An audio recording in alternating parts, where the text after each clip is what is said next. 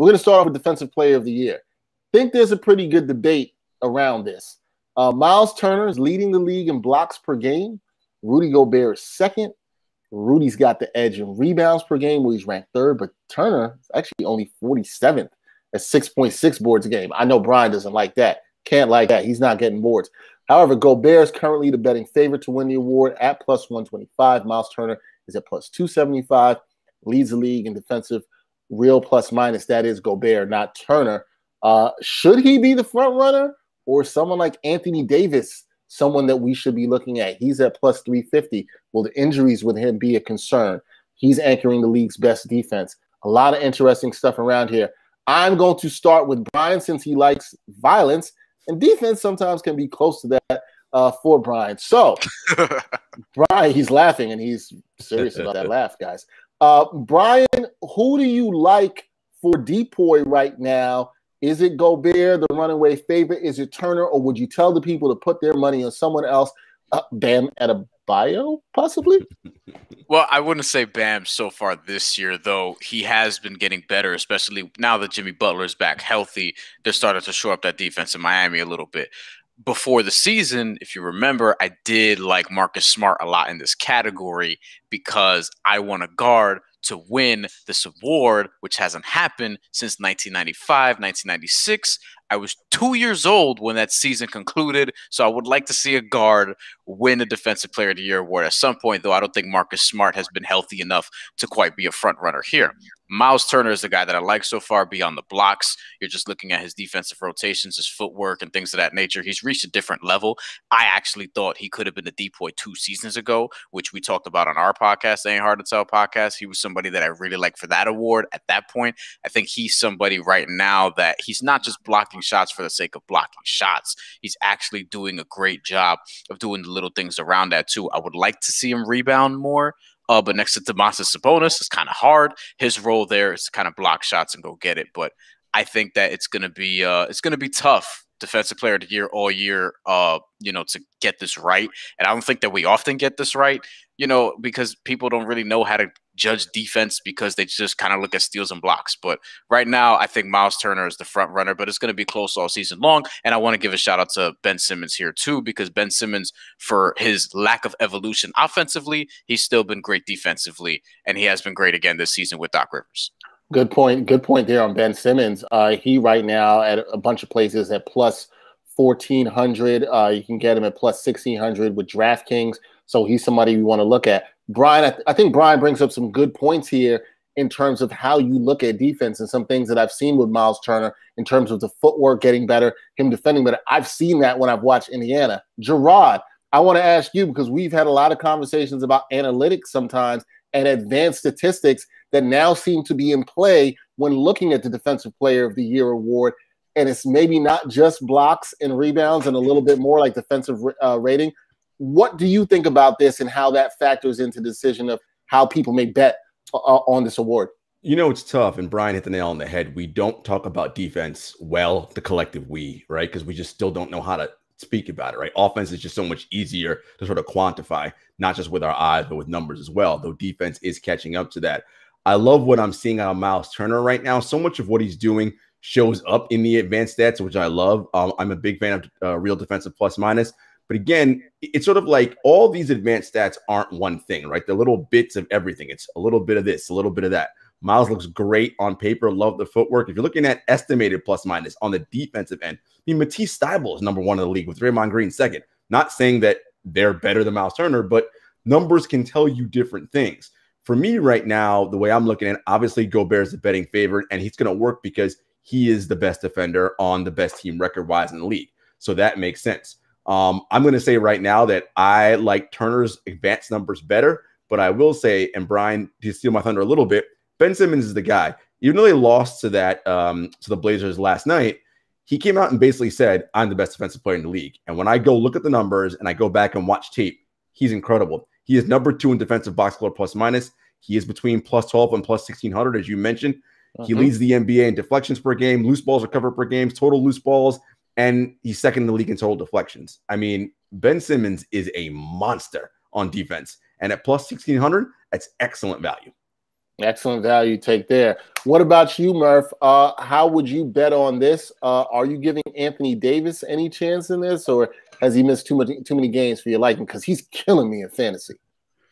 Exactly, and I think that'll carry over in terms of how people look at him to win any award. I think he's kind of having a subpar season, by most accounts. So I think even if he is looking good on the analytics side in terms of what he's doing on defense, I think the narrative will hurt him, for winning an award like that.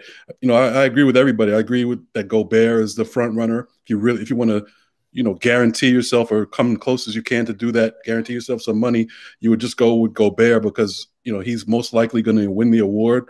Like Jarod said, they have the best record in the league right now, and he's the best defensive player on their team and has won the award in the past. So he already has that reputation.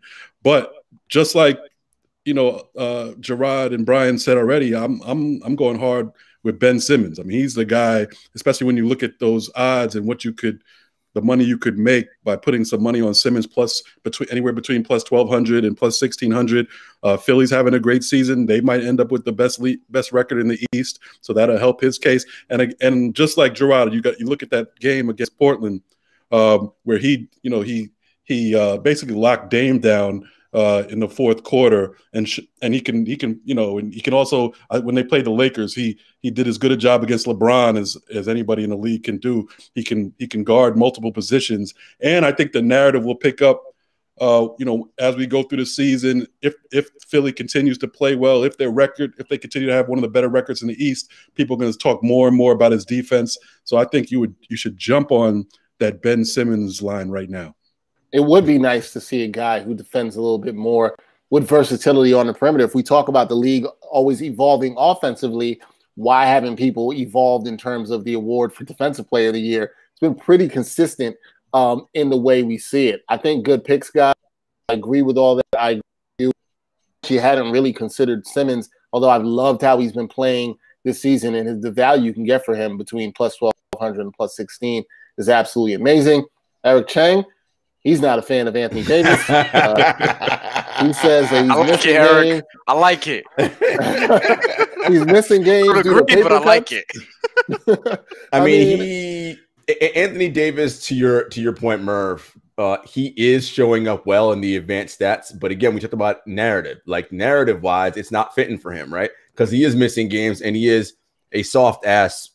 I'm not going to say what, as our man Eric Jang says, right? So yeah, that narrative is going to hurt him a little bit. And honestly, the Lakers are in cruise control right now, right? So like, it's just unless they pick it up all of a sudden and go like on a 15-game winning streak and they start, that's when it'll change. But that may not happen because they're worried about going back to back.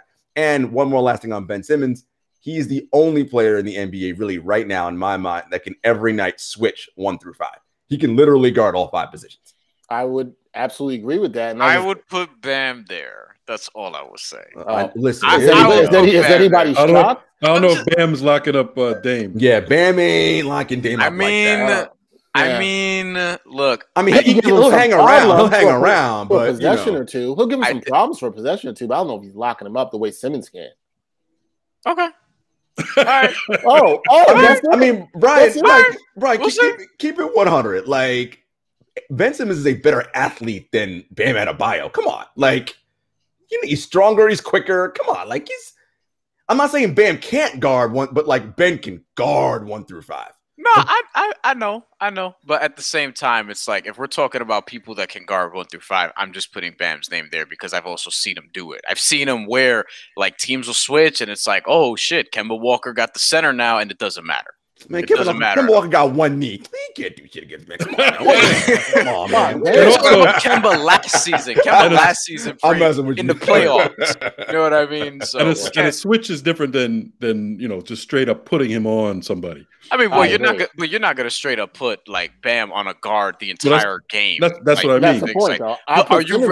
Are you realistically gonna put Ben on like a center the entire game? I don't think you're gonna do that either. But you could. You can't play this experiment out in the way that I would have liked, because what I would want to see is if he and Embiid were on different teams, to your theory, would Ben be tasked with guarding Embiid? I don't think that's the case, nor would I think it would go well for Ben Simmons. But But that's a discussion that we don't know the answer to. So he's the biggest and kind of toughest to guard center in the league. Right. I would say I think Ben Simmons can guard fives.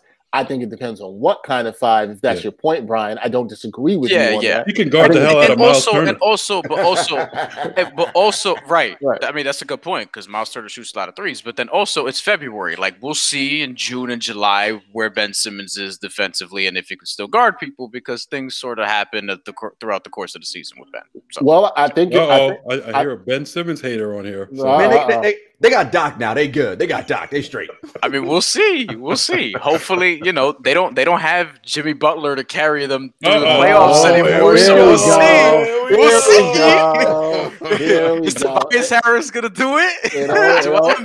It always comes back, guys. It always comes back. It's that Miami Heat culture, man. It's that Miami Heat culture. Hashtag Heat culture.